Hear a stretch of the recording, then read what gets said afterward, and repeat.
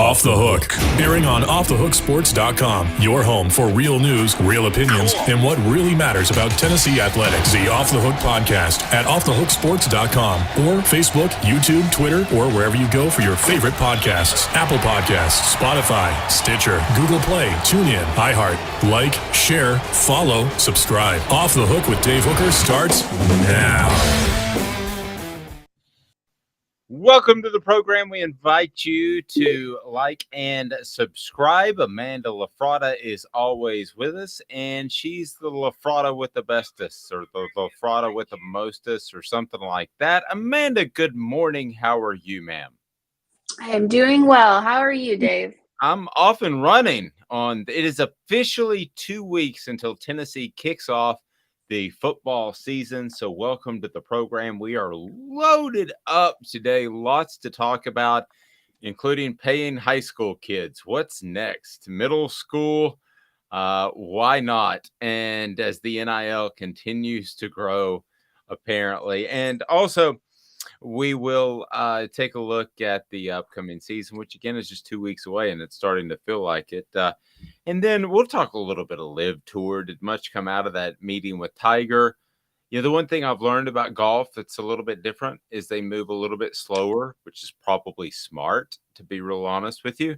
So I didn't expect to hear something the day of or the next day. I mean, I think these are tectonic plate shifting moves. And I think, I think if you tell the Live Tour people that they're not going to be able to participate, or they are able to participate, or there's a split, I mean, these are massive philosophical moves. So I don't expect them to happen just a couple of days.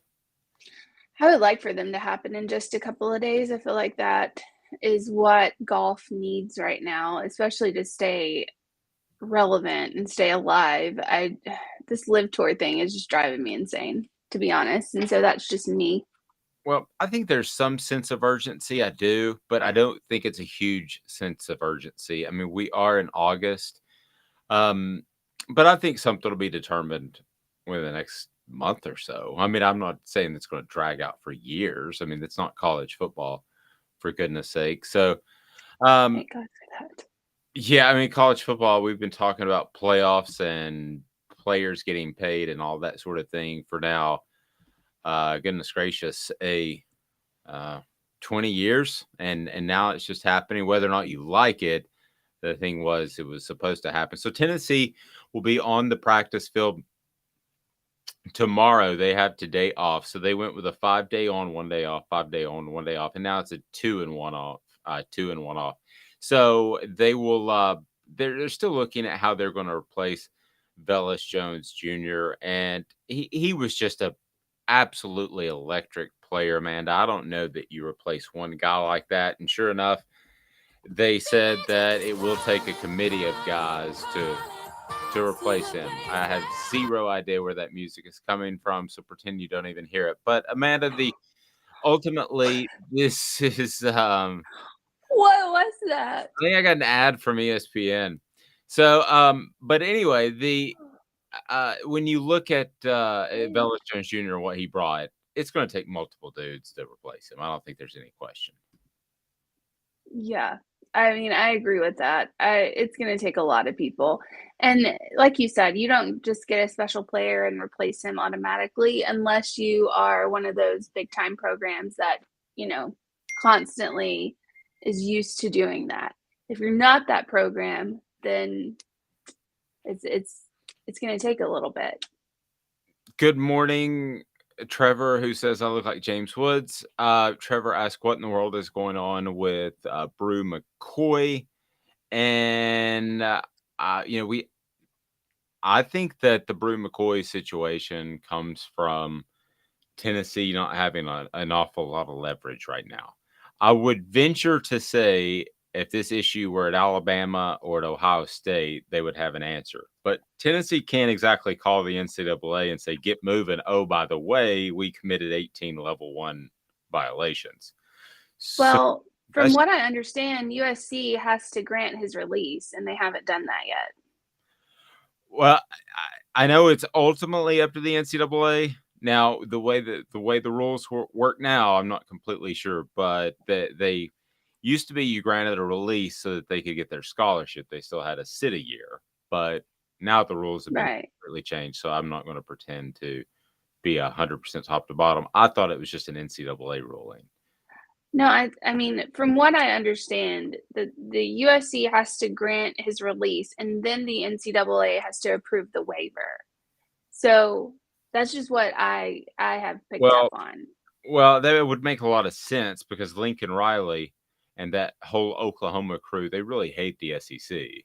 So could Yeah. he be dragging his feet a little bit? Wouldn't stun me. That wouldn't stun me at all.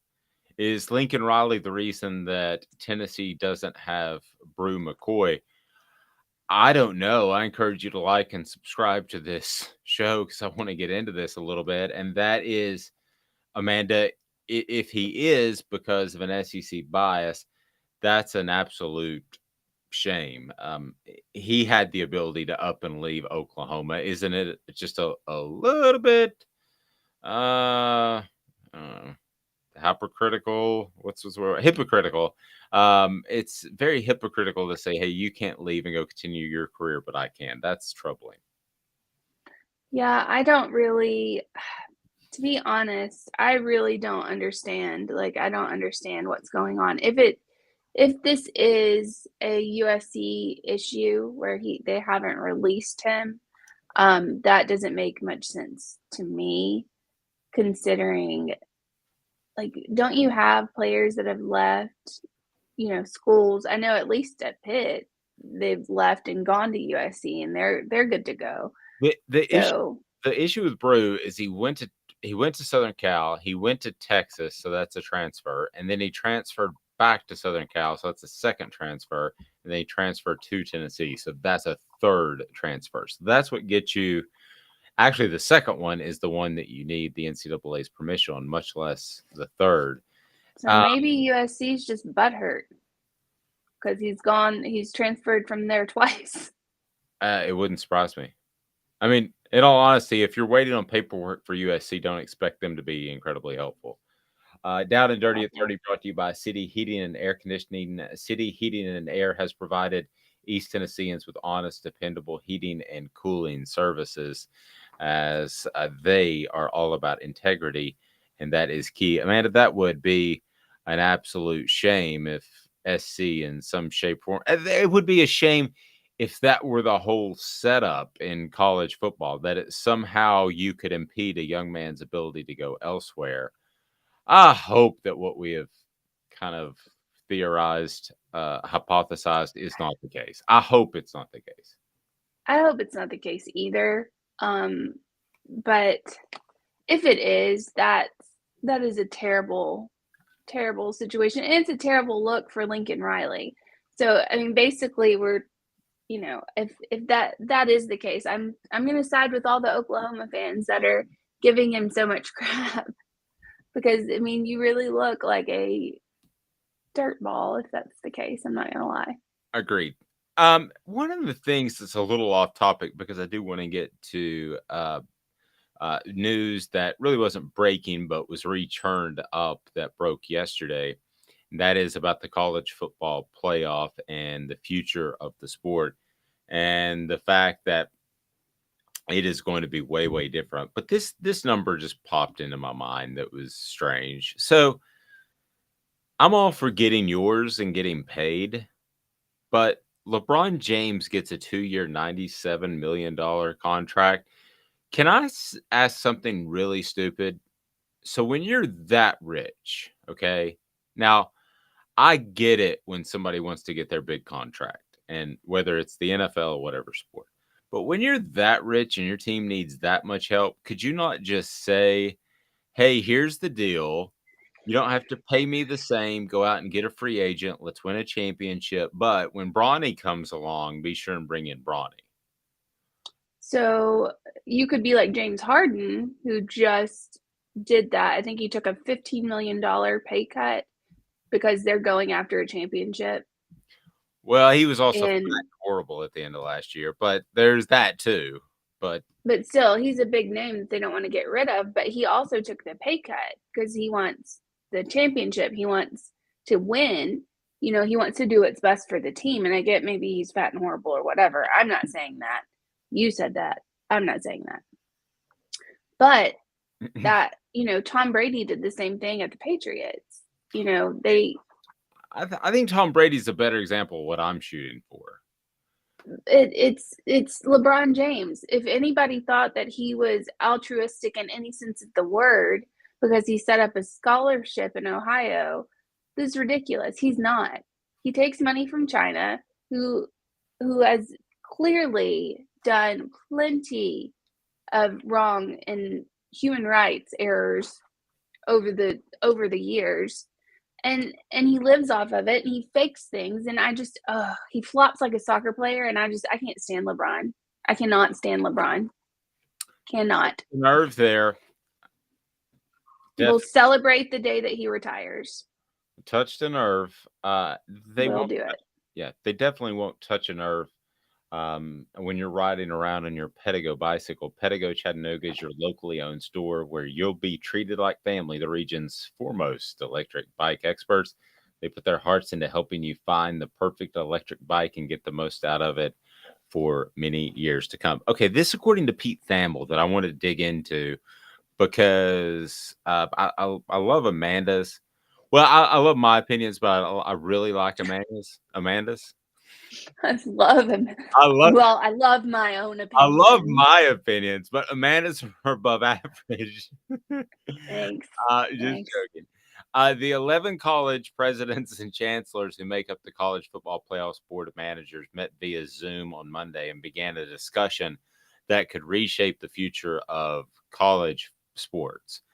So this is what I think that people are missing a little bit. According to Pete Thamel, multiple sources told ESPN that the Board of Managers briefly discussed the possibility of restructuring how college football is governed, with the idea presented of major college football potentially being governed outside of the NCAA. The most logical place for the sport to be run outside of the NCAA would be under the auspices of the CFP.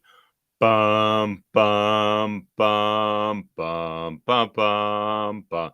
The way he writes it makes me think of Star Wars, Empire Strikes Back. But the CFP is your new NCAA. Get ready. In 5 years, the term NCAA will be a moot point, as they say in Saudi Daisy. Not a mute point. A mute. It'll be a moot point. No jokes there. But Amanda, this is that's what it was called, a moot point. It is a moot point. Okay. Misuse it would be a mute point. There we go. You did that backwards. The CFP is going to run college football. There has to be an organizing body. That's what I was trying to beat around. I don't know if you noticed that with Greg Sankey at SEC Media Days. Beat around the bush. Is it the SEC that steps in, or there's a real? Well, I wouldn't think so, but there's a real possibility that the most powerful man in college football stood with us, and he almost missed our interview because he was eating a frozen yogurt. And that was Bill Hancock, the executive director of the college playoff. He was the kindest, sweetest old man ever. He was like a grandpa. He was the sweetest little old man, and I liked him a lot. I did too. He was really nice. A lot of people liked the Chancellor in Star Wars before they realized that he was. I don't. Let's get off the Star Wars. Is that too much Star Wars for you? There's just a lot of Star Wars going on, and I am not comfortable with that. So this morning, I don't have much to add. Okay, Chris Landry is going to join us here shortly, but how would you govern college football? Please like and subscribe to this page. How would you govern college football? How would you set up the infrastructure to govern the entire thing? I'd do a complete overhaul. I would too, but I'm curious what you do because now you have Mark Emmert who's gone, so you have an opportunity to do an overhaul. You have a new power structure. Sankey's always been strong at the SEC. The Big Ten now at least looks aggressive and full of life, even if they've made a bad business decision, in my opinion. So you're now president of the NCAA. How do you set this up? Who governs this thing? So first and foremost, if I'm president of the NCAA, I'm hiring a lot of people, and I don't care if they tell me that I don't have the money. I'm doing it anyway. What are you going to do? Second, I'm reining in this NIL stuff. And I think it will be reined in with that LSU quarterback just taking the money and running. I think it's fantastic. I think that will be reined in to an extent, because people who are providing these NIL deals, because it's not the schools, it's the companies and what have you. People that provide those will start to be like, oh, okay, maybe we don't do that, because they can't do it based off performance. So if I were the NCAA, I would change that rule. I would rein it in somehow. I don't know how it is. I would rein it in. But then I would also point out that a lot of the rules that are made concerning football are made by the institutions, because that's what we found out, and I didn't know that. Right. So, the rules involving discipline, is that what you're referring to? It's either discipline or the rules on the field, like the targeting and stuff like that. That was if I'm not mistaken, when we were talking to someone at SEC Media Days, that was football officials, and I can't remember his name. But yes, he was saying that those rules come from the institutions themselves, and they agree on something. So whereas everyone wants to blame it on the NCAA, it's actually not them that do the stuff that's concerned on the football field. Now, as the NCAA, I would point that out, because most people think that the NCAA they're making the targeting rules, and they're making these rules, like these other rules in football, and they're not. So I'd go ahead and point that out. And then after I reined in the NIL, I would start implementing contracts, because if we're going to pay the players, and they're paid players, they need to have accountability for where they go and what they do, as opposed to everybody else having accountability for their decisions. They need to, if you're going to go to the school and you're going to play for the school, you are going to sign a contract that says, I'm playing for such and such school. You can do a 1-year contract, you can do 2, you can do 4. It's up to you. Has to be fair on both sides, though. Exactly. That's what I'm saying. Because right now it's a year to year with the school on the school's end. They could drop you at any point. They never did. They could. But that needs to be implemented. There needs to be a contract between the school, the coach, and the player. Because I think if anything happens to the coach or the offensive coordinator, defensive coordinator, whoever recruited you, if they leave, then you should have the ability to leave. That contract should be null and void after that.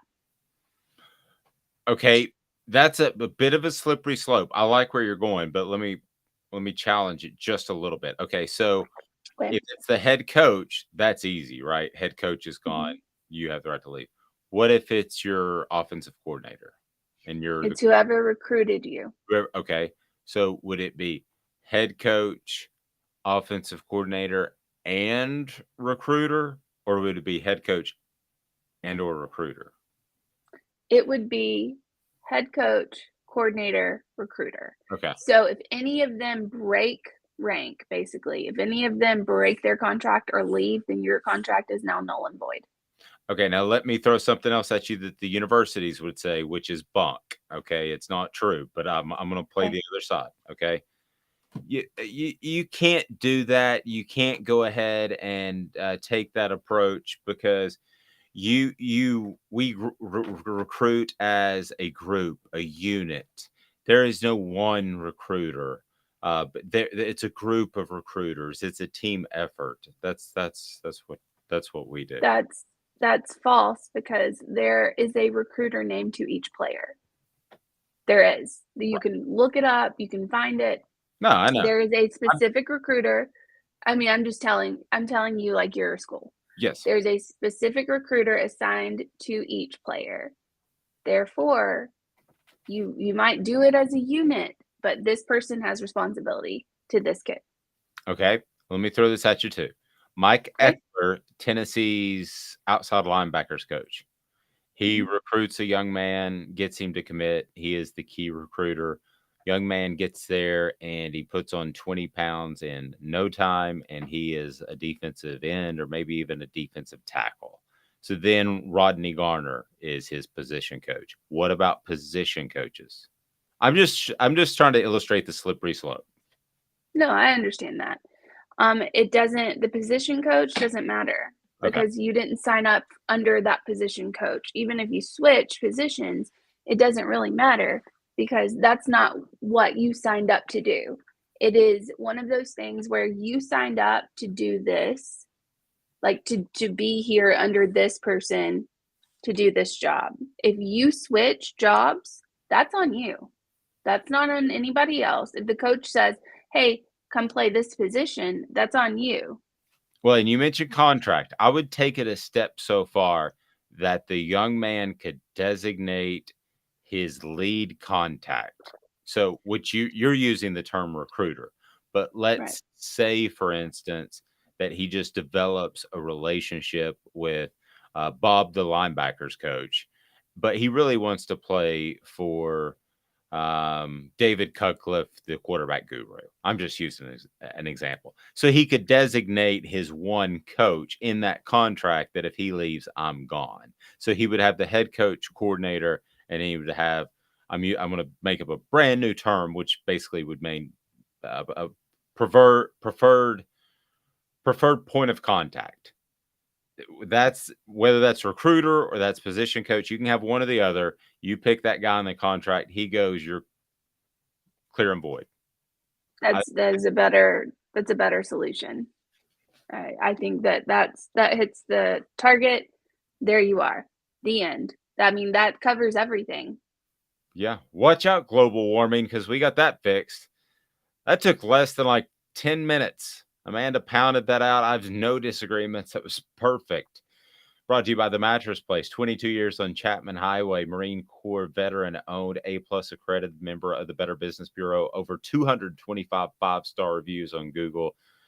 Love Steve and what he's doing at the mattress store. No gimmicks, just 30 to 70% off each and every day. Love it. What else? Yeah, we fixed the live. We fixed the live tour, which is essentially shooting it to Pluto, and we have fixed the NCAA. So I guess we've got on the agenda tomorrow. We'll fix the global warming. We'll fix the economy. It's a big show, and we'll be joined by Coach Lance. Those three things. We fixed global warming, the economy, and Coach Lance.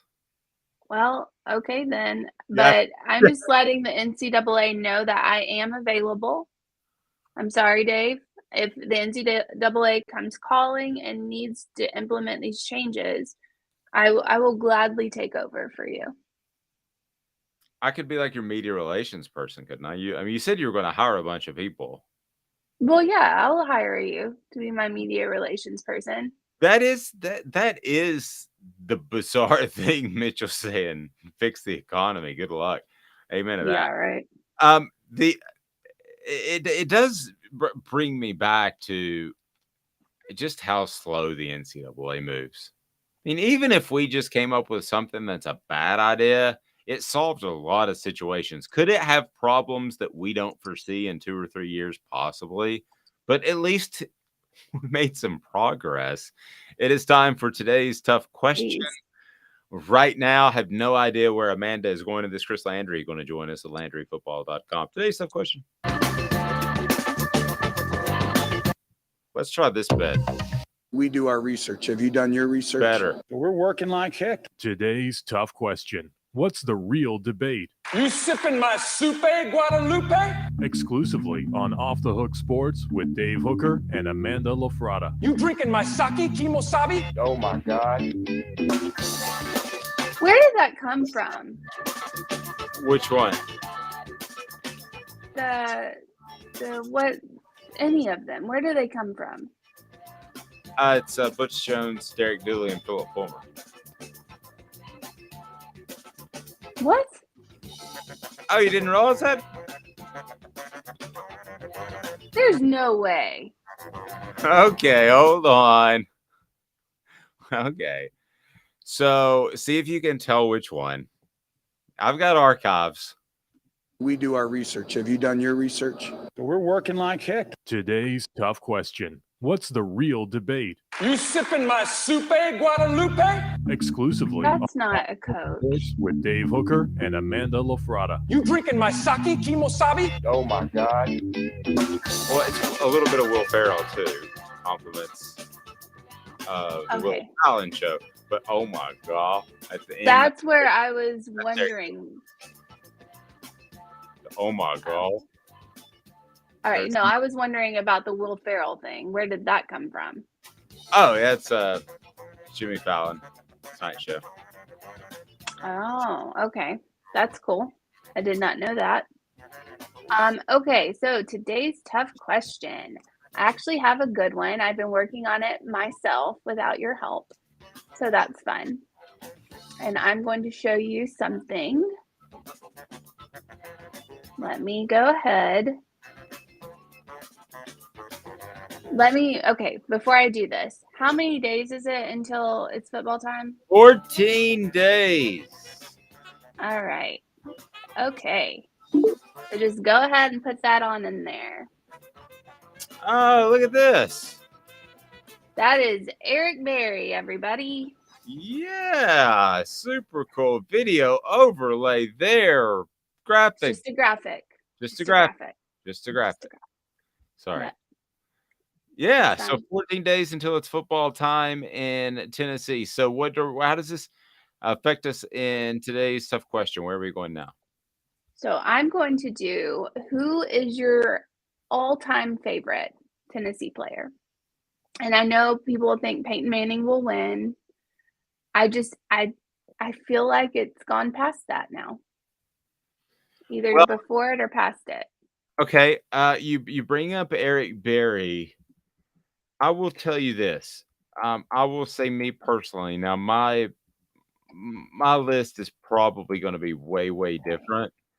But I think I've told you before, but because I root for them as people, and I got to know them, my two are Eric Berry and probably Ron Slay. And Eric Berry is one that, because I know we all know what he went through on a medical level, health wise, but yeah, he also had to go out there every single day during his college career, which was incredibly decorated.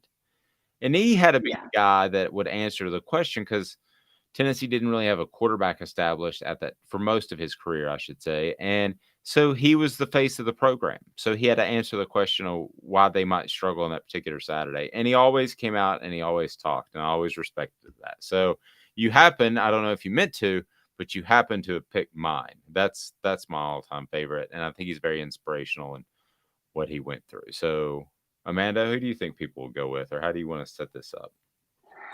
So I think obviously we have to put in Peyton Manning because everyone loves Peyton. It's just a thing. I think it's a cop-out, though. If you are, if you're a Tennessee fan, you're going to pick somebody else. I feel like, other than Peyton, because Peyton's the obvious choice. Do you know what I mean? Yeah. Who else do we want to throw? How about Al Wilson? I would put Al Wilson. Okay. And then let's go Eric Berry. And then of course, go somebody slightly old school? Do you want to go with Condridge Holloway? We can. Okay. All right, so our choices are Peyton. Going to do Peyton Manning. Yes. Okay. Eric Berry. Eric Berry, that's my vote when I see that go up. And then lastly, we're We're going to go with Condridge Holloway. I can tell you that Condridge Holloway led all players. Here's an interesting piece, so a tidbit for you, that Condridge Holloway led all players in autograph requests from the university before Peyton Manning. He was number one. Condridge Holloway was before Peyton Manning. All right, so do want to remind you that today's tough question brought to you by our friends at Zool Beer Company. Zool Beer Company, the official craft beer of Off the Hook Sports, and Zool Beer Company has the panoramic view downtown, and they are simply awesome. So check them out. We will be joined by Chris Landry after this, talking some SEC, college football, and more. So hang with us just for 2 minutes. And again, go to Zool Beer Company. Again, Zool Beer Company, and they have the worldwide winning award craft beer. Goodness, that was a lot to get out. That was a lot. I feel like I accomplished something. Chris Landry after this. Stay tuned.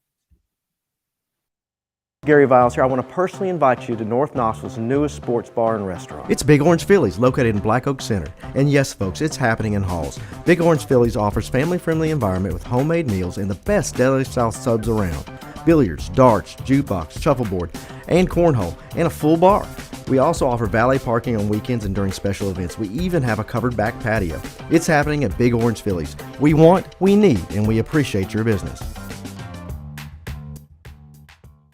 Hi, Mike Davis here with City Heating and Air, reminding you to always dare to compare. Our team provides quality local heating and air service, installation, and maintenance across East Tennessee. We use only the best equipment like American Standard Heating and Air Conditioning for your residential, new construction, or commercial needs. Honesty, dependability, and customer satisfaction have been the cornerstones of our business since 1961. City Heat and Air. Dare to compare. This is Al's Dish Barbecue Supply, so come on in and see all the different rubs and sauces we have, plus a complete line of Green Mountain grills. Don't be overwhelmed. We have plenty of help so you can produce the best barbecue and amaze your family and friends. Barbecue is America's food. We'll do what we can to bring you all the best products. We're Al's Nest Barbecue, where Chattanooga goes to grill.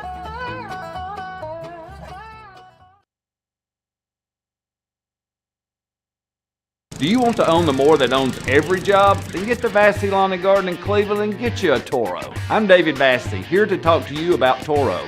With a Toro Zero Turn, you'll get more out of every minute and you'll reach the finish line faster. At Vassy's, we like to say, no matter if you're mowing 3 acres a week or 11 lawns a day, homeowners and business owners alike find confidence in equipment they can trust from top to bottom. Vassy Lawn and Garden, Highway 60 North in Cleveland. Man alive, it's worth the drive. It is 14 days until it's football time. So if you want to answer today's tough question, do that now. And it ties in with me because my favorite Tennessee player to cover was Eric Berry. So you can choose between Eric Berry, Condridge Holloway, Peyton Manning, or others. So go ahead and get on board now if you'd like to take part. Chris Landry joins us now of Landry Football. If you want to learn more about football, that is the place to go, LandryFootball.com. And his appearance brought to you in part by Craft Treats. I've talked about Craft Treats before, but I want to tell you again. Craft Treats has the minor CBD cannabinoids that will calm your pet in those high anxiety times. So take care of your pet. Amanda is a big fan of Craft Treats. So is Ava, who sometimes makes an appearance. Chris Landry does not have a pet, but if he did, he would give it Craft Treats. Good morning, Chris. How are you, sir? Good morning. How you guys doing? Good. Hey, I'm curious. So my all-time favorite Tennessee football player that I covered for a number of different reasons that I mentioned earlier, and that was because he was kind of the face of the program because Tennessee didn't have a quarterback, and he always answered the bell when it came to the media, was Eric Berry. And that was a huge monster get. Tennessee had the ties. They had his dad who went to Tennessee, of course. But at the time, how did you have him evaluated? Because they sent me to cover one of his games, and he, even in a pretty talented area, he looked like a man amongst boys. He did, and I can remember the summary of the scouting report like yesterday. And a very high grade on him. I thought he was really, really an outstanding player. He had great range, physical. Thought he was a tough guy. I thought he was a leader. I thought he was a great guy, and obviously, went through a whole lot. So yeah, he was outstanding. How well was he playing before he got sick? Because for those that don't remember, there was cancer, there was an ACL, and there was also the Achilles. But how high of a level was he playing at in the NFL before he got sick, at his peak? Yeah, and in pro personnel grading, most teams you have a numerical grade, but it corresponds to a color grade. Blues are the highest, and what's your difference maker? He was a blue for about 3 years, and he put him in the top 3 to 4 best in the league at that position.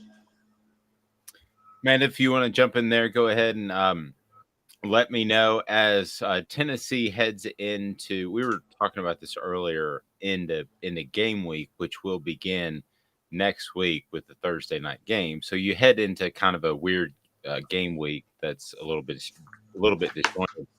But how does it affect Bru McCoy if you don't know if he's eligible as of game week, Chris, and when you're putting together a game plan?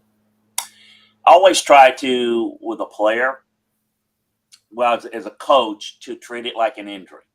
Like you don't know if a guy's going to be back from said injury, and so you prepare without him. For him, it's more of a mental thing because obviously he's healthy, and he's just got to – he can't – it's hard. Look, I mean, you can't just – there's not a magic thing you say, and it's up to the individual, but you stress to him, look, we're behind you. You're going to be we're just – keep your head down, focus not on anything but the next period in practice. What you need to do, just do that because you don't know what's going to happen and you don't want to clutter your mind with stuff and worry and you don't focus enough in practice. And, here you are, you're eligible and you don't really have a good couple of weeks because you hadn't really focused. It's hard to do.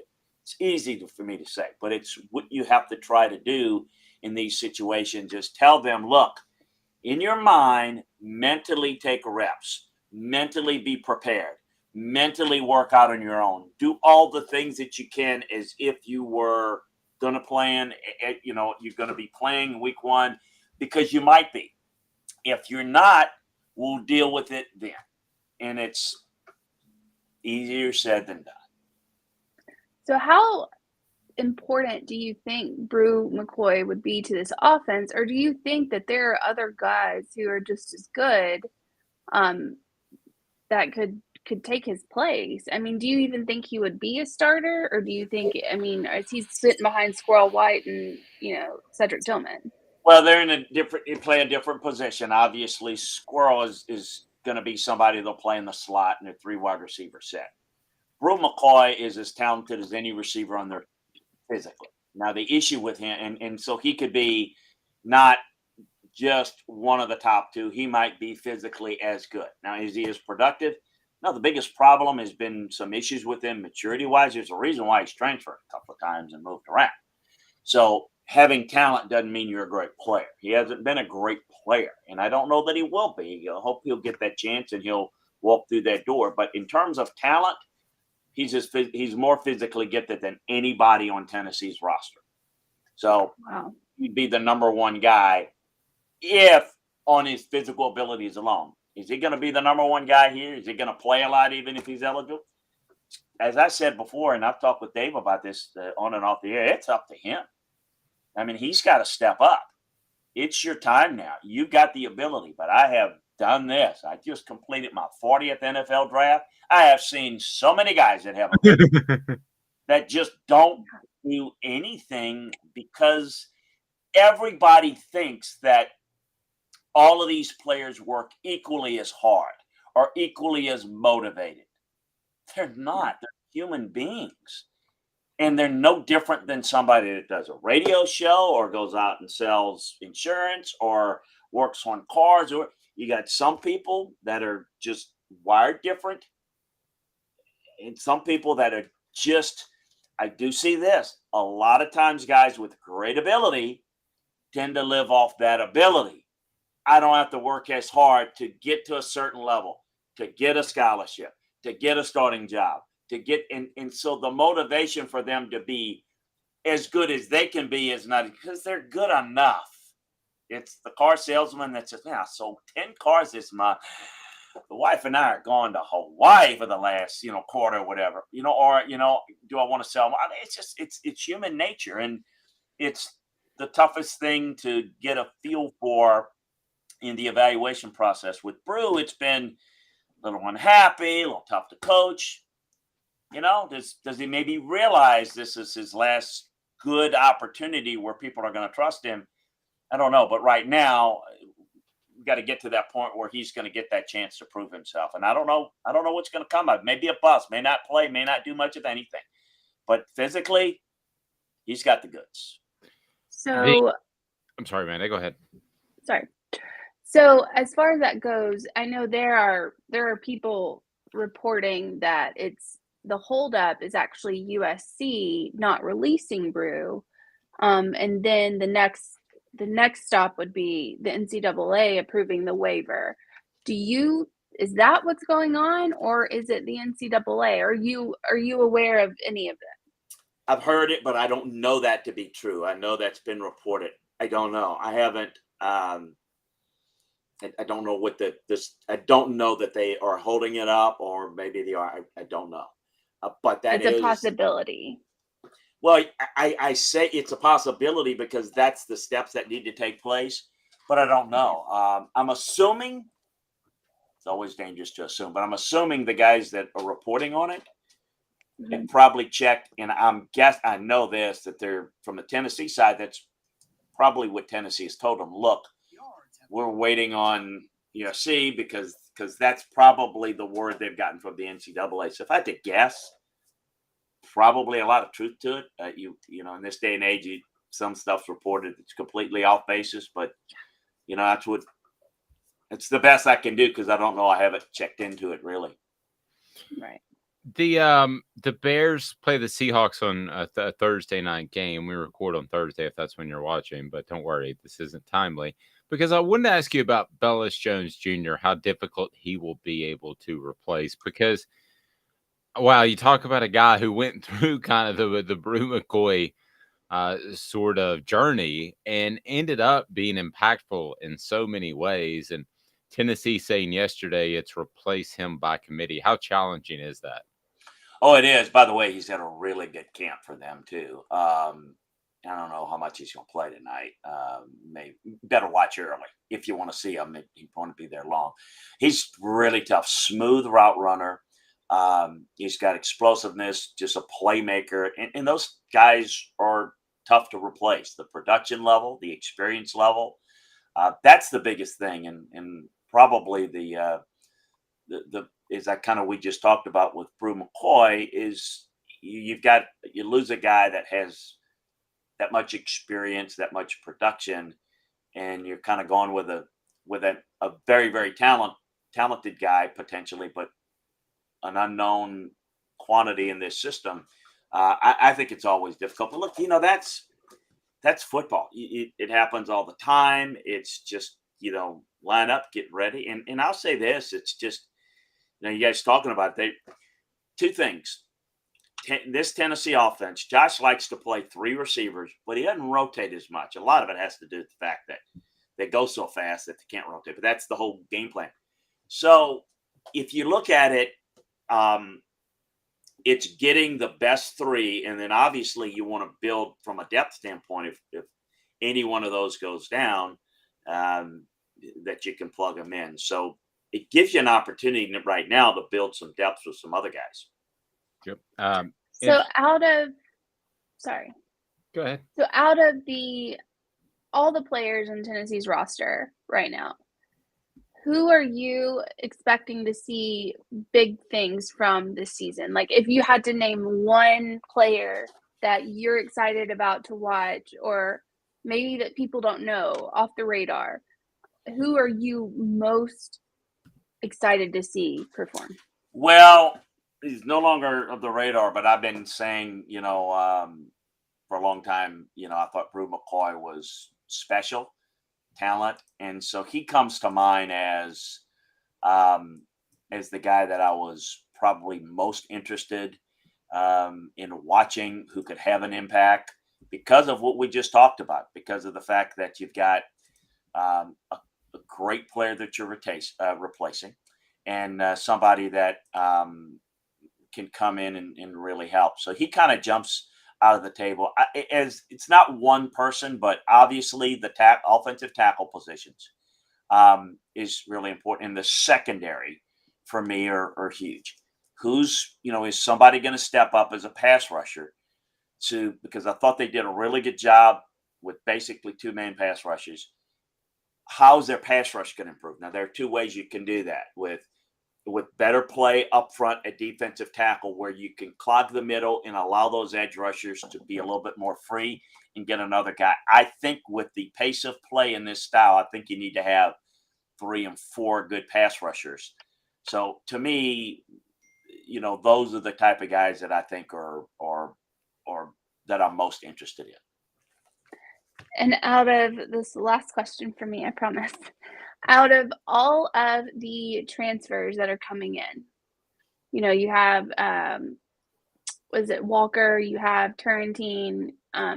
Who are you expecting to see big things out of, like, immediately, an immediate impact besides Bru, if he plays? Yeah, no, I think both of those two that you mentioned are two that I think just by the need, I think those are the two guys that jump out at me the most. I think it's, if you look at the transfer guys, I mean, that's kind of where it's, more than the incoming freshman, although I think you could see some impact there. I think it's the transfer guys that, look, those guys, we've talked about it, those guys have to be impactful. I mean, or else you really wasted time bringing them in. So to me, I think both of those guys, I mean, I think in the secondary is where it jumps out to me the most, where they need to get some immediate impact and help. I mean, guys that have to come in and start and play well.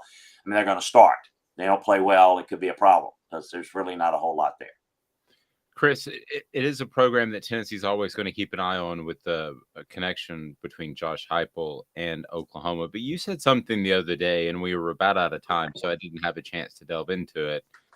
And that is, you really like the Brent Venables hire at Oklahoma. That surprised me a little bit. I didn't love it, but you know more about the coaching community than I do. So I want to kind of follow up on that from the other day. Why did you like that hire? Because for Tennessee, again, there's a strange relationship between Josh Heupel and the administration there. But Tennessee would love to see Brent Venables do a fantastic job at Oklahoma for the next 20 years so that nothing would happen where Josh Heupel could come into play. So why did you like the Venables hire? Well, I think it has a lot to do with the fact that as good as I thought Oklahoma was under Lincoln Riley, I didn't think they were tough enough and just not good enough on defense. And I think that, to me, I don't look at Oklahoma as a Big 12 team. And I know they're leaving that, but, you kind of get the stigma of Big 12 teams. Nobody plays defense. And I thought Oklahoma was just kind of the best of that. Well, to me, Oklahoma, you look at the history of the blue blood programs, Oklahoma has got as much or more going for it than, say, Clemson, where Brent came from, ironically, not coincidentally. I think recruiting better defensive players, structuring of practice to where you get more out of your defense and you can become a elite defensive team, and without, not de-emphasizing offense, but the pace of play, I thought hurt them. I thought it made them very vulnerable. So they got out of the Big 12. They've been the best program in the Big 12, but they were not prepared as they got into the playoffs. And they played, in the playoffs a few times. And other than one time, they didn't just get beat. They got pummeled. So as they go into the SEC, and I'm not saying that Brent is a sure thing to do that. What I'm saying is his style, what I think he's going to do, I think he's going to toughen them up. I think they're going to recruit. I think he's already recruiting a little bit better defensively. I think they're culture of how they prepare is going to be more SEC-like with Brent, because I think that's what he was a part of at Clemson. I think Clemson, not last year, but in the past, has been an SEC-type team in the ACC, which is why they're so dominant. So if Brent does what I think he's going to do stylistically, I think Oklahoma's future is really, really good. Whether he can do it or not remains to be seen. As you mentioned last time, he has never done it as a head coach. But even if he doesn't, I think that style is going to suit them well, better than if Lincoln Riley had stayed and they were coming in to the SEC. I don't think they would have fared very well. I think they go from being a team that wins 11, 12, 10 to, they might be an 8-4, 9-3 team, depending on the schedule in the SEC. I just think there's some teams that are better than Oklahoma, and they still are. But I think if you start to build it, Oklahoma can do anything anybody else can do. I mean, they can recruit as good as Clemson. They can recruit as good as Georgia. I mean, their history and tradition, going back to Bud Wilkinson and Barry Switzer, and they can do anything. They've just kind of morphed into Lincoln Riley's imprint was it's about the offense, and the defense is just a bystander to have to step in and make some plays here and there to get the ball back. I just don't think that wins consistently in the SEC. So at least Brent's style. So I would say it's not so much just Brent, but his style that I'm applauding and thinking that that's a good way to do it. And now we just need to see if Brent can implement it and do a good job of it. Yeah. So with that said, Lincoln Riley, he has, when he was at Oklahoma fans loved him. Now that he's gone, they despise him. It's almost a Lane Kiffin type from Tennessee despise. And funny because they went to the same school afterwards. They both went to USC. Anywho, is there merit to them disliking him? How do you feel about him as a coach? Do you think that Oklahoma would have fared better with someone like Venables the past few years instead of Riley? I don't. Well, no, I can't really say that because I thought he was a really good fit in the Big 12. I think overall getting to that next step, possibly. I think we're going to see that. We're going to see, with Brent, as I said, what he's, I think, going to do. And again, I don't know that it's not told me this is how he's going to do it. But if he does what I think it's going to be better for Oklahoma. I think Lincoln's an outstanding coach. I think he's a great offensive coach. I think he's going to do great at USC. There again, I think he went from a place where he can win with his offense to another place that he could win even more with his offense. Now, as they go into the Big Ten, are they going to be stout enough on defense? We'll get to that for a conversation a few years down the road when they're actually playing games in the Big Ten. But I think they can make a quick rise. USC, you have to do a bad job to not get the best players in Southern California. So I think that Lincoln will do great. I think in 2 years, maybe he gets them into the playoffs out of the Pac-12. But can he maybe he will learn a little bit. Maybe he can get better defensive players because they can recruit really, really good defensive players that can run. Maybe he can get USC to the point where they're better defensively, and can take that next step at USC. We'll see, but I think it's a good fit all the way around. You can't say that Lincoln Riley didn't do a great job at Oklahoma. He did.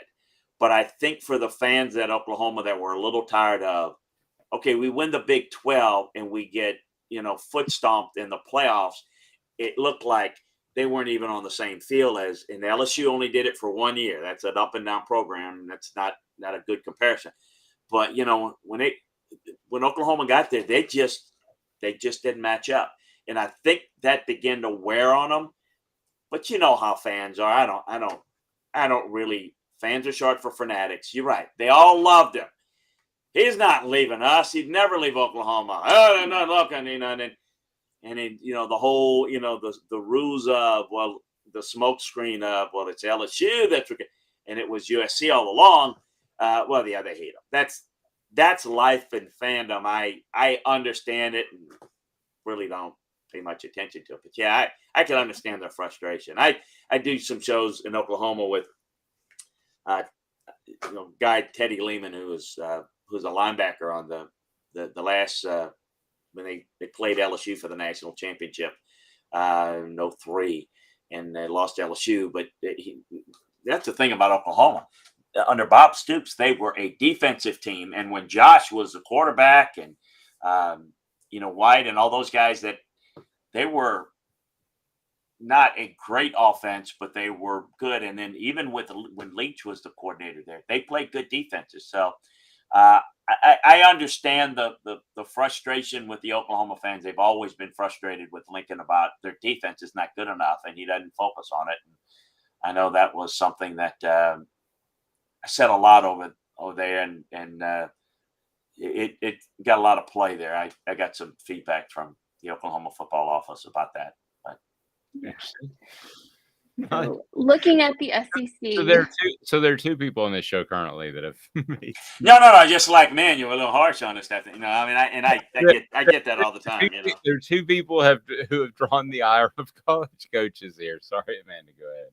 You're fine. So looking at the SEC as it is now, after going through these, we're still in camp and we're coming up, to the start of the season, 14 days. Is there any team that, especially as the top 25 has come out now, the AP poll, Coaches poll, both of those have come out. Is there any team that you're looking to surprise people, whether in better a good way or worse? Oh, okay. In a good way or a bad way, either one. Well, man, there's a whole. I mean, like for example, we've been touching on this before, but like the poor South Carolina fans think, well, can we win 9 this year? Can we win the East? I mean, so it depends on what the expectation is. I mean, for me, South Carolina, they're probably looking at 6 losses. 6-6 would be a good season. They are in South Carolina thinks it's a disaster. So I guess for them, that's to me, that's what I expect. And everything's relative, right? Because, all of a sudden teams are not. I think that I don't know about Florida. I can't. I'll say this. I don't know. You guys tell me. You know better than I do. What do Tennessee fans think? If you were to say the folks that follow and what do they think their season is? Do they think they're a 10-2 team or 11-1 team? But what do they think? I mean, because I think that they're an 8-4 team. That I think 9-3. Okay, and I think they're an 8-4 team that will only get to 9-3 if somebody underachieves. Because but yeah. So I mean, so that's probably about right. I think Kentucky is underrated, but I don't think they're going to win the East. I think that Arkansas always seems to be underrated. They're always tough. They're always good. I don't know what to make out of Auburn. Auburn will probably have a better year than people think because everybody thinks they're going to be, a disaster. They won't be. They will be better. I think Mississippi State's intriguing because a lot of people are expecting a big run. A lot of people are expecting A&M with all the hype to be great. I think A&M will be good. But I don't think they're going to beat Alabama. I think their schedule's pretty favorable. So I went through pretty much every team, and I don't know that I really answered it because I don't know what the expectation level is. For the expectation level for me, that's what I go by. But people ask me all the time, well, who's your surprise team in your eyes? Well, if I knew it, it wouldn't be a surprise. So it's like, yeah, if I go through every team and say, I think this is what I think of this team, I'm going to tell you like about week 6 or 8, who surprised me, good or bad, because based on my expectations, but other people's expectations I think people, Amanda and Dave, are looking at the rankings and they're missing the point. Who the heck do you want to put at 5 or 6? There is 1 and 2, Alabama and Ohio State. There's a little bit of a drop with Georgia. There's a decent little drop. And then let's go like Clemson, 2 or 3 other teams. And then there's like, you can take 7 and 22 and flip them. He put them in a hat. They're all the same team. They're different stylistically, but nobody deserved. If I would have ranked them, I'd say I'd rank Alabama, Ohio State, Georgia, and then I would rank 3. Then I would skip 4 through 8, put Clemson at about 9, and then I would go. That's the accurate way to rank them, because people automatically think, well, Clemson is right behind. They're not. There's a gap between Clemson and Georgia. There's a little gap, I think, between Georgia and Ohio State. But those are the 3 teams. Utah's good. I mean, there are a lot of good teams. Somebody's going to get in the playoffs, but at that 4th team, but right now, and they're going to emerge. But there's hard to separate them now. So I think people get out of whack. Oh, they're too low. They're too high. Well, welcome to rankings, for goodness sake. That's the way it is. It's insane to me. Chris, great job, insane. buddy. When we talk to you next week, will be exactly 1 week away. So I guess we'll have a Casey Clausen. I think you wore the number 7. So maybe we can have a Casey Clausen video overlay. So have a fantastic rest of the week. We will talk to you on Monday. I appreciate it, buddy. Hey, thank you so much. Have a great day and the rest of the week, guys. Take care. Bye-bye. Landry of LandryFootball.com. Highly encourage you to go to that website and join. Ray Viles Automotive is right there on Callahan, and they are absolutely fantastic because of integrity. And they can handle your auto financing. They can handle your car repairs. But again, the core belief is about integrity, and that is what is so honest and awesome. They want, they need, and they appreciate your business. Tell us about it, Mr. Viles. It's Gary Viles here, Viles Automotive on Callahan Drive. I've been selling cars here in East Tennessee for 27 years. In that time, I've come to realize it's not about the car. It's about you, the customer. So I'm here to take care of you just like family. Good credit, bad credit, you name it, we can get you taken care of. If we don't have it, we can find it for you. We go across the country to get any vehicle that you want. And here at Viles Automotive, we don't believe in fake numbers. We just give you great deals. And as always, we want, we need, and we appreciate your business. Do you want to own the more that owns every job? Then get to Vassey Lawn and Garden in Cleveland and get you a Toro. I'm David Vassey, here to talk to you about Toro. With a Toro Zero Turn, you'll get more out of every minute and you'll reach the finish line faster. At Vassey's, we like to say, no matter if you're mowing 3 acres a week or 11 lawns a day, homeowners and business owners alike find confidence in equipment they can trust from top to bottom. Vassey Lawn and Garden, Highway 60 North in Cleveland. Man alive, it's worth the drive. This is Steve Rain. I own the Midnight Oil and Michelin Tire Direct service station here in Ooltewah. It's not a fancy place, never has been, but it's a clean place with clean restrooms and good folks who work here. We sell gas and fix cars, nothing glamorous, but we love what we do, and we're going to keep doing it for a long time to come. There's not many real service stations left, and that's a shame. We're the guys just like the guys back in your hometown. We'll fix your tire, change your oil, and put a new set of Michelins on your car. If you want a Twinkie, you'll just have to keep on going. Thanks for the business.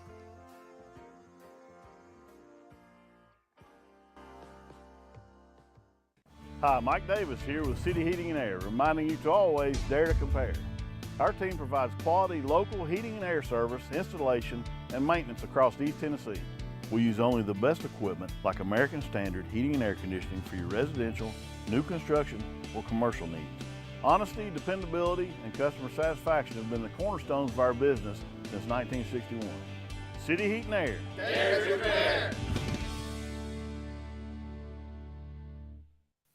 Amanda, am I a good person? What? Am I a good person? Is this a trick question? Please subscribe to this channel and like. We appreciate that. Because I had a moment in my insomnia last night at about 2 a.m. where I thought to myself, a good person would not do this, so I stopped. You remember that Herm Edwards, don't hit send. Do you remember that, talking about the NFL players when they tweet out something they shouldn't? Just don't hit send. No, but I think that's great advice. It's great advice. And I bought the $2.99 Twitter so that it does the send now. So like it doesn't actually go out. You have 5 seconds until it goes so you can cancel it. And I have canceled it a couple of times. Okay, so this young lady, That's a good idea. it's well worth the $2.99 a month. Yeah, but you are a good person. Yes. Okay, thank you. Yes. So I questioned it at 2 a.m. about last night. I got up and this young lady, she said, I'm going to interview Phil Fulmer on my podcast, and I wanted you to post questions here. And she specifically said no negative questions, only positive questions, which to me is a little silly. Terrible journalism. There's no such thing as a negative or positive question. There's a question. It's either pertinent or not, but it's not designed to be negative or positive either way. But anyway, so my first response, just it hit me like half asleep, moment of creativity. I felt really proud of it. I was just going to type in there, if not Jeremy Pruitt, who the hell was next? I don't think it would have been approved by her.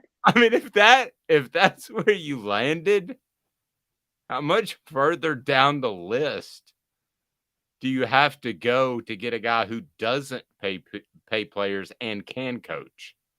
Well, to be honest, though, everybody at Tennessee was really excited about Jeremy Pruitt. They were, because of the success he had as a defensive coordinator at Alabama under Nick Saban. Honestly, that's because also it looked like it was paying off. Mississippi State, Dan Mullen, Jimbo Fisher at Florida State.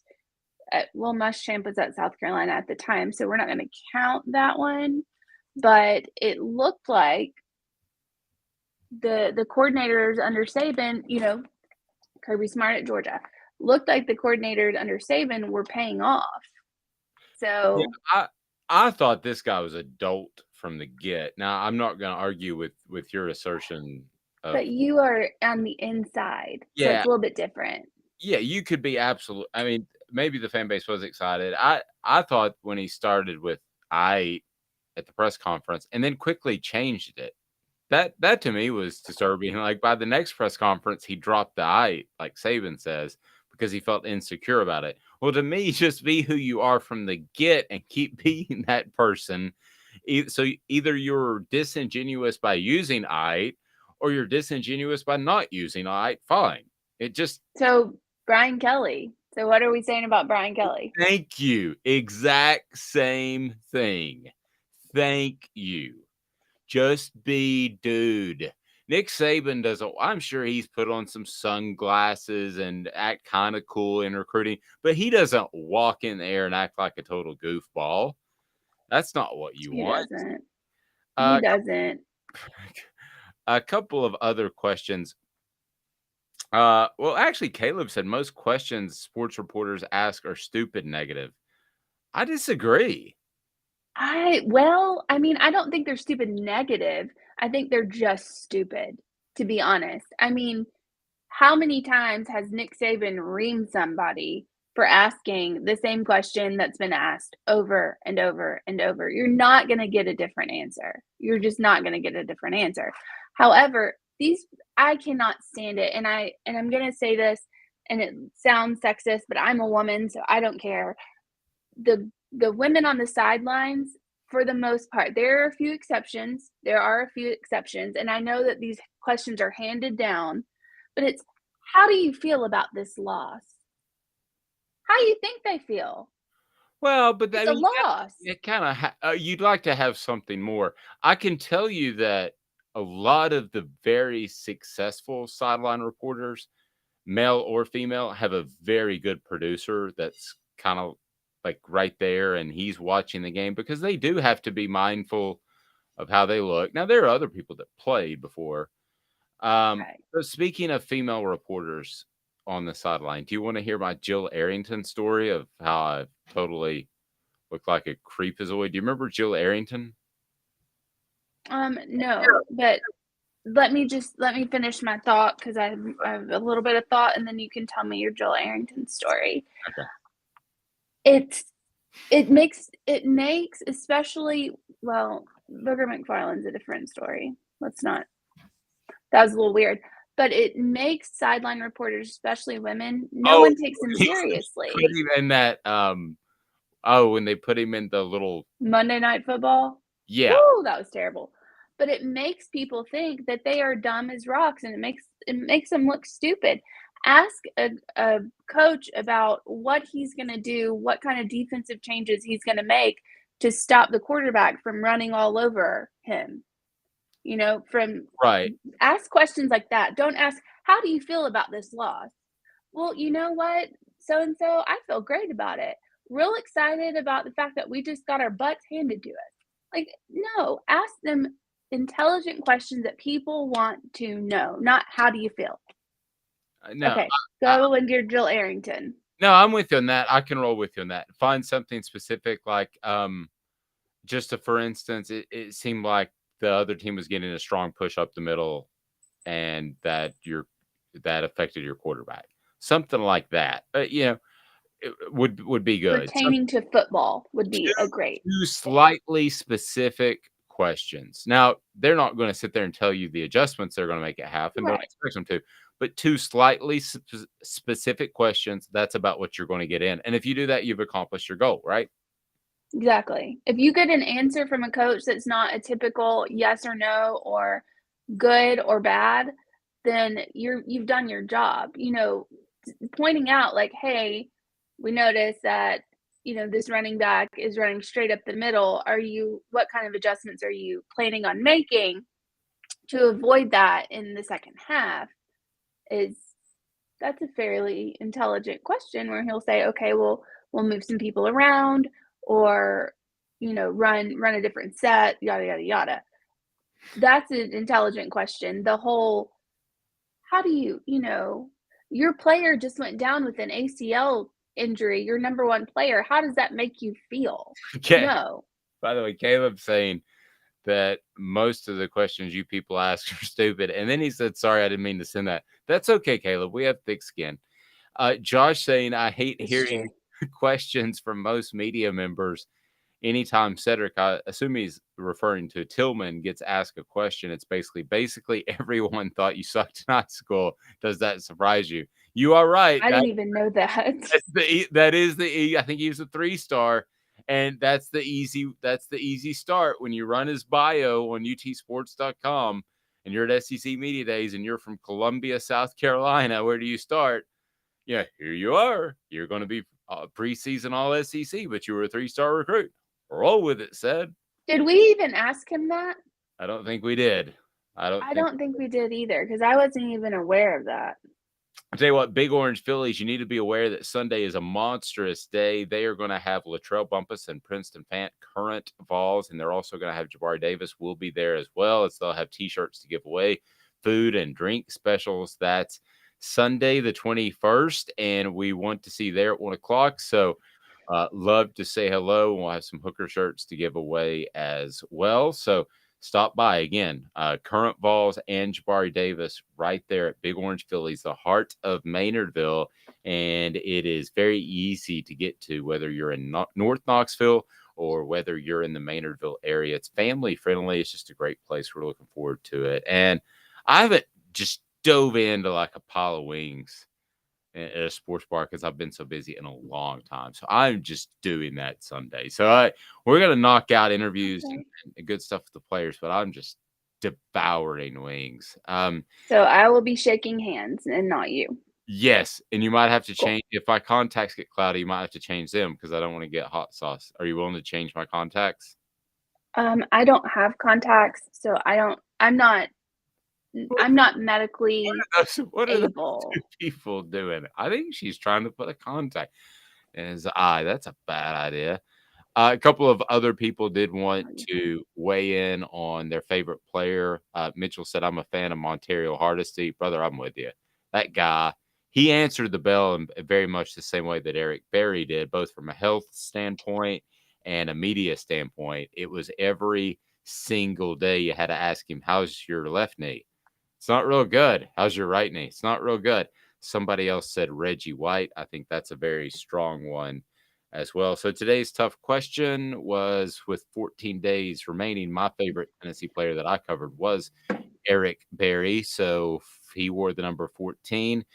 The favorite player by those that have voted is? So it is Peyton Manning with 54.1%, which is, I mean, I get it. It's an easy choice. However, coming in second is other, 29.7%. I don't know what other it is. I don't know who it is, but other is 29 point. No one's commenting on the other. I think one person commented on who he chose as the other. However, I don't know who else. Like Johnny Majors is the one other, but 29.7% are other.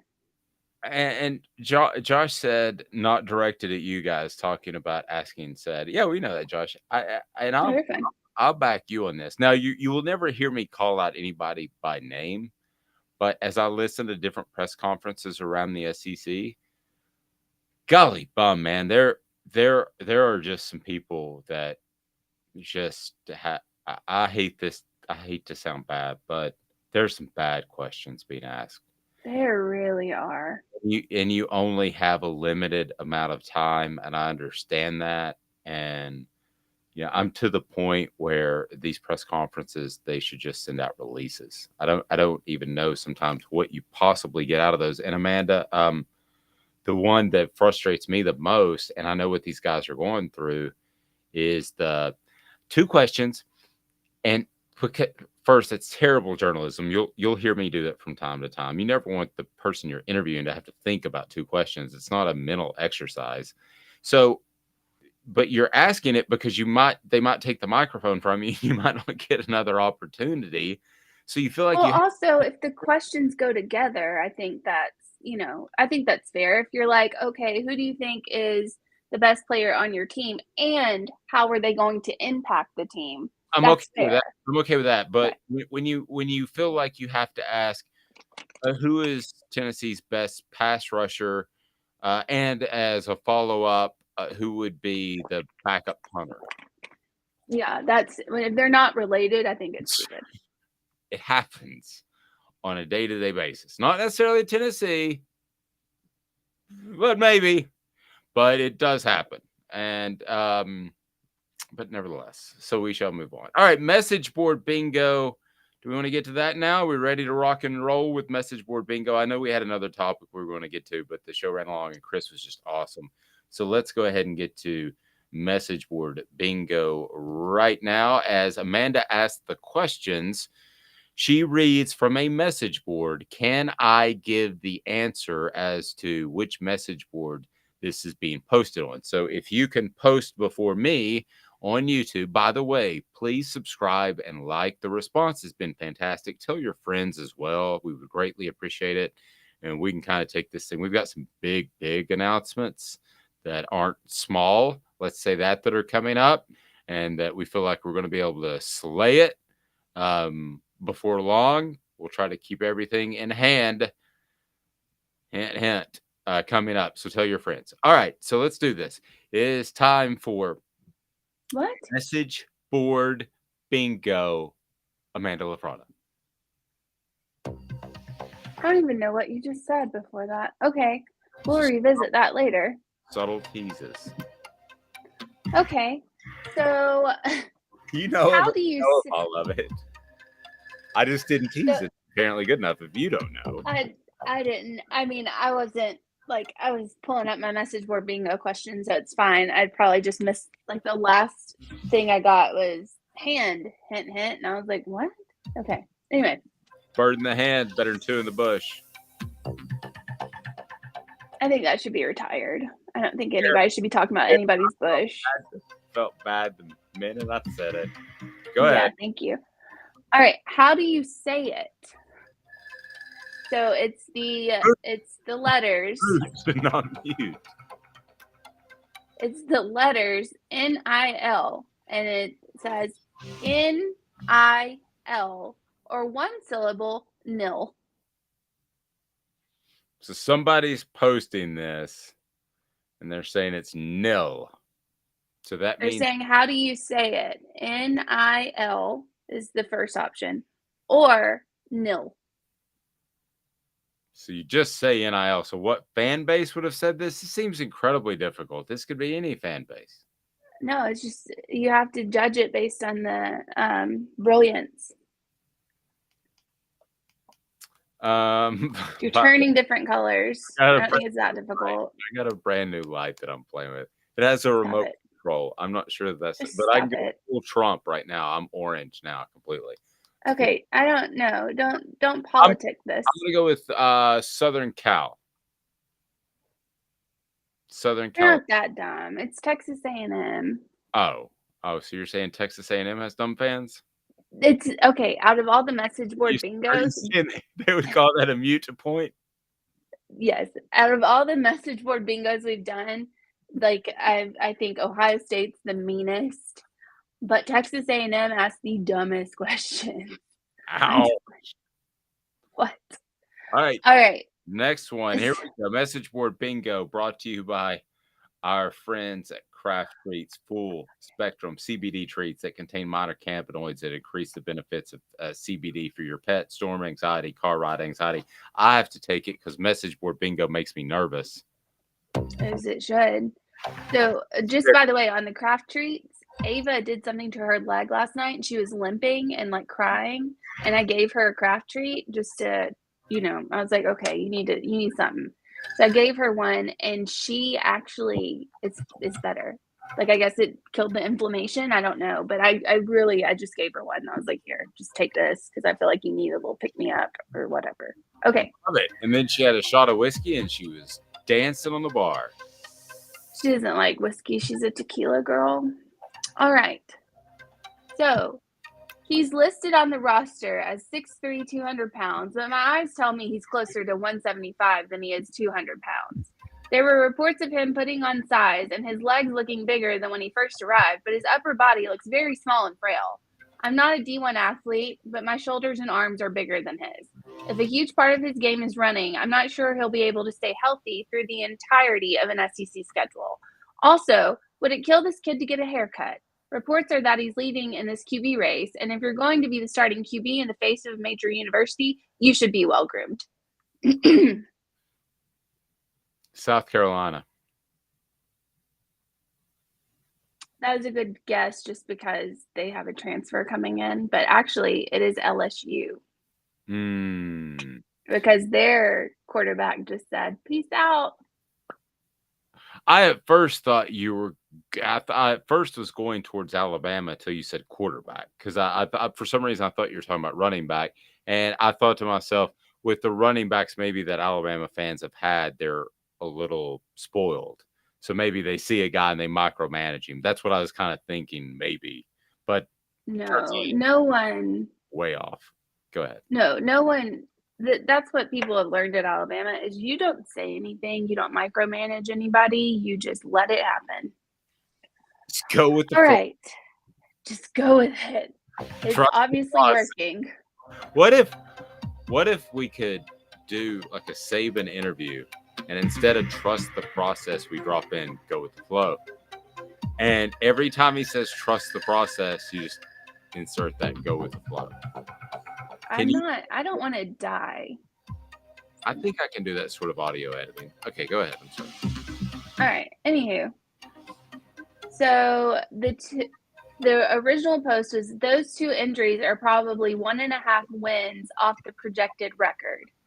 And the guy or girl responds with, how do you lose half a game? Then someone responds with, I think it's when you lose either the first half or the second half. No, it's not. I understand what you're trying to do because I do that all the time.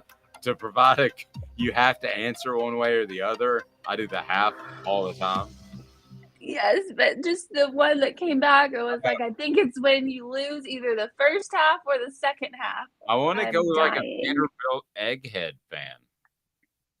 Vanderbilt's smart. Why would you go with Vanderbilt? They don't know ball. So I was going to go with like an egghead Vanderbilt fan. Like a pocket protector top cat. No, it's Texas. Ouch. They should know ball a little bit better than that. Well, they went 5-7 last year, so don't put all that on them. Owl's Nest Barbecue is the place that you need to be to get your Green Mountain Grill. They are awesome to get your telling you about those rubs, those sauces. They've got it all. They've got the wood pellets as well for those smokers. That is, again, Owl's Nest Barbecue right next door to Steve Ray's Midnight Oil. Steve Ray's Midnight Oil and Tire Direct is a proud Michelin distributor. It's where I take all my vehicles. All right, so it is time for This Day in Sports History, as This Day in Sports History is brought to you by our friends at Honeybee Coffee. And Amanda, Honeybee Coffee is just absolutely as good as it gets. Go with the beat, not the Bucks. Why? Because it's amazing. It's top 5% of beans in the world that they use. They are a local company, veteran owned, but it's actually really just really good coffee. Very smooth, very easy to drink, but it will give you that caffeine boost. And this is my tagline, and I know I say it all the time, but go with the B and not the Bucks. Pretty good. This Day in Sports History is now. This Day in Sports History, putting things in perspective. Exclusively on Off the Hook Sports with Dave Hooker. You're so old. When you were a kid, rainbows were black and white. And Amanda LaFratta. New kids on the block just called. They wanted you as a backup dancer. All right, This Day in Sports History, Amanda, what happened on this day in sports history? All right, I have a couple. So just because of relevance, Tiger Woods. It's a sad day for Tiger Woods. In 2002, in the PGA Championship men's golf, American Rich Beam wins his first major title by one stroke from Tiger Woods. I don't even know who that guy is. I'm not going to lie. His nickname was the Big Beamer. Okay. Richie well, I guess, is that the only thing he won? Because it seems like possibly. Yes. There's only, I mean, he could tell his grandchildren that, you know. Yeah, I think there's only like twice that I came away from a golf tournament thinking that Tiger kind of dropped the ball on that one. I mean, every athlete has that. You know, Jordan had a lot of that by the Pistons. I mean, he got the heck beat out of him. That was one of those times where I thought Tiger should have won that. Except for Bill Russell. Except for Bill Russell, that's what I was thinking. Who's 21-0 in elimination games in high school, college, Olympics, NBA. 21-0. Yes. But other than him, that's about it. All right. What else? Let's stay in sports. All right. And this is actually last year, but it's kind of making a splash, especially now since that one, I can't remember his name, that one MLB player just got suspended for using something to cure his ringworm or something. I don't know. Never. I always want to call him Tetrazzini. Oh, gosh, go ahead. It's fine. Anyway, it doesn't matter. He's suspended for like 80 games. Okay, so in 2021, Fernando's MLB law. father said drug test came from a fungus caused by a haircut. That's unfortunate. Yeah, he's had. I want to go to a different place. Well, he's had a few of them. Fernando Tatis, a steroid that contains a spray called Trophaball. He got a fungus due to a haircut. His mistake was not reading what it contains, which is what apparently makes him guilty of something totally unknown. Yes, that is what makes him guilty of something. Because you are a professional athlete. You need to be mindful of everything that goes into your body. Sorry to get sidetracked. What else, Amanda? It's fine. But from what I've read, it was on the front of the box. It was. I've seen that. The box. It says this is a steroid. And it's illegal in the U.S. So I'm just saying. And frowned upon in Colombia. I don't know how anything is frowned upon in Colombia. No, I worked with a guy one time who saved up money and to go to Colombia. And people listening would know who he is because he's in the media.